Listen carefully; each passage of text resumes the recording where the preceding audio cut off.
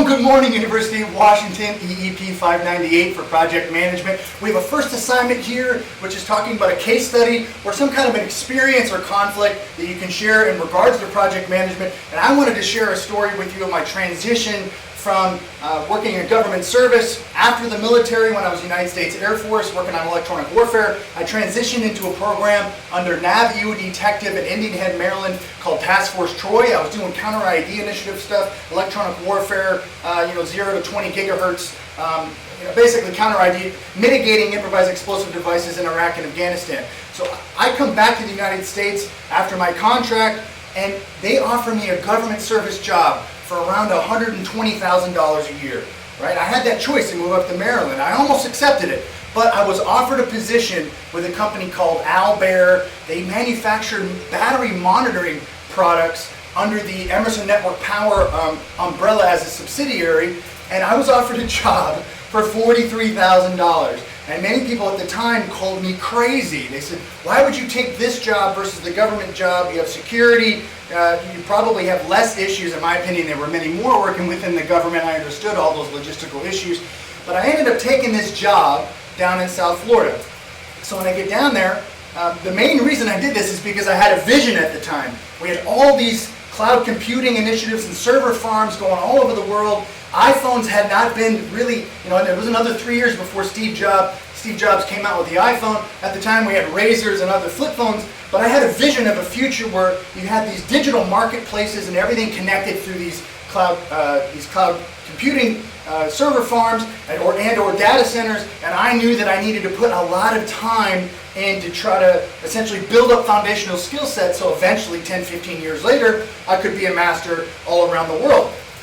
So I take this first job as a low-level technician, and I go all the way down to South Florida, and there's really only 2 people in the entire technical service department, okay? And my first job, my first huge project is actually for Microsoft out here, Columbia in Quincy, Washington. I came up here over 55 times over a period of 3 years. I went to Ireland 60 times, I went to San Antonio, basically all these different cloud computing facilities that they were cloning all over the world. I had to go on my first job. I had zero experience to go all the way out here to Quincy and lead this multi-million-dollar construction project, right? And some of the problems that I initially experienced were with coworkers. I think a lot of us experience this within corporations and many different organizations where you see and sense people that have job security issues.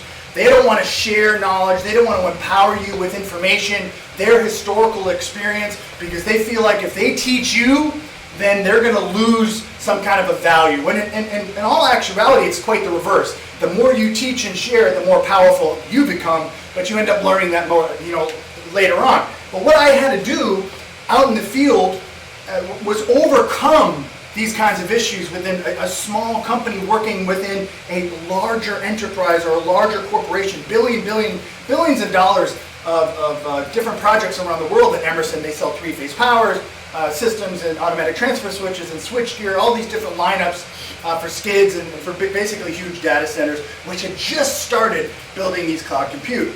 So my initial concerns were how on God's green earth am I going to figure all this out? I had no library, the internet was completely different back then. We still had information, but we didn't have the ways of sharing information so quickly like we do now with Zoom and Facebook and Instagram and Twitter and LinkedIn and all these other different digital platforms. So what I had to do, and I had to make a choice, right? It's either, all right, I quit and go back to the government job, or I stay here and I basically tough it out. And what I had to do was visualize creating my own library by empowering myself. So all I did was I was nice to as many people as I could, and every single day I carried a notebook around with me and I wrote down everything that anybody else said, whether it was good or bad, positive or negative, true or not. I basically wrote everything down. That at night I would stay up when everyone else was out drinking and doing other things and being social. I would go back and research and invest in myself, because ultimately that's the most important thing that you can do. When you're in any kind of these circumstances, is investing in yourself, is investing in your future. And again, coming back full circle, the way that I changed the organization over a period of time, after that I was there for 9 weeks, I created this library of content and I started sharing it with other people throughout all the different data centers I was going to. Again, empowering other people. Not afraid of job security, not afraid that I'm going to lose my job if I start sharing stuff with other people. Now, this is a primary focus, right? This was my solution. My solution was, I'm not going to give up. I'm going to double down. I'm going to improve on these, non-existent processes and create my own. And I'm going to overcome, adapt, overcome, and improvise. This is an important concept throughout your entire life. Is you're going to meet these obstacles. You're going to meet these things where man, if I would have chose that way, it would have been easier. But here's the fact. The easy route isn't the route you're supposed to take. You're supposed to take the difficult path. You're supposed to take the path that has pitfalls and valleys, right? Your success is not from here to here. Often we always see that there's an analogy of looking at the iceberg. You see the iceberg that's out of the ocean. Everyone thinks that's a success, right? Or there's another one with a carrot with a small little bunny that's sitting next to it with a huge carrot underneath. What you see on the surface is not always the factual reality. Right? So you have to continually invest in yourself. You have to continually help other people, and that's what I endeavored to do. And over a period of 4 or 5 years, I was promoted several times, and I had many different other engineers around me, and I put 4 or 5 million miles in the air, visiting hundreds of other data centers around the world, and helping them to overcome many of these issues when it comes into the supervisory control and data acquisition systems and battery monitoring systems and building management systems. All of this stuff, I endeavored to learn as much as I could over the next 15 years, so I was never in that position where I felt that somebody else had something over me. Somebody else could push me down, could put a thumb on me and say, wait, you're not capable of learning that. Because at the time, I didn't have any degrees.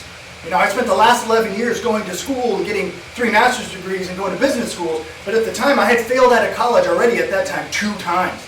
Now I have a master's in project management, a master's in data center engineering, and I'm finishing my master's in electrical engineering in the PMP program here at the University of Washington. But when you don't have that, education on paper isn't always the most important thing. It's perseverance. It's your attitude, right? Are you going to show up every single day? Are you going to put as much energy as you can into that opportunity that's sitting in front of you? Because I always visualize something my basketball coach told me in college and in high school, was that no matter how hard you think you're working, someone else is working harder.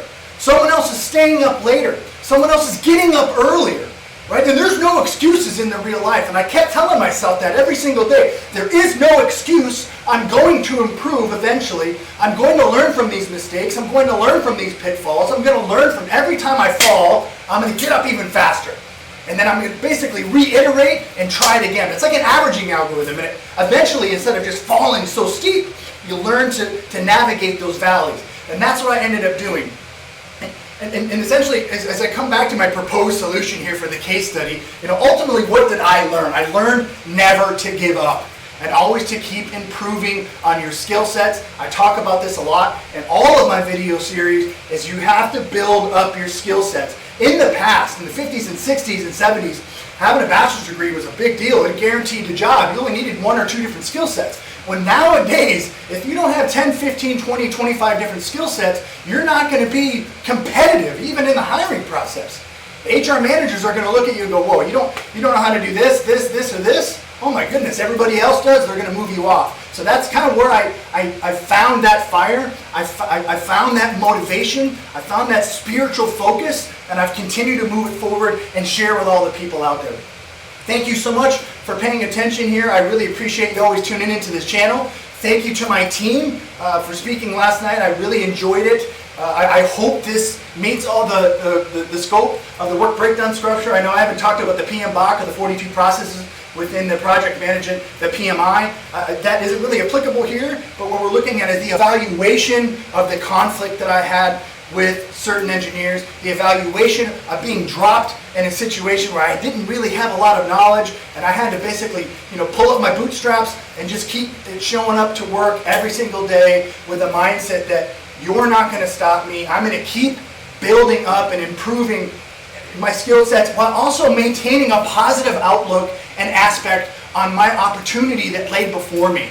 And adhering to the principles of my vision that I discussed previously. My vision of data centers that would basically, go all the way around the world, that would create this global information sharing network eventually, as we're seeing now with 5G, 60 gigahertz type systems with less than 5 milliseconds latency. That stuff is now arriving with spatial computing that I constantly showcase on this channel. The spatial computing paradigm and initiative that is now basically going all the way around the world. You can include virtual reality in that. That stuff was being built 15 or 16 years ago, and this was my journey. Thank you so much, guys. Have a wonderful morning.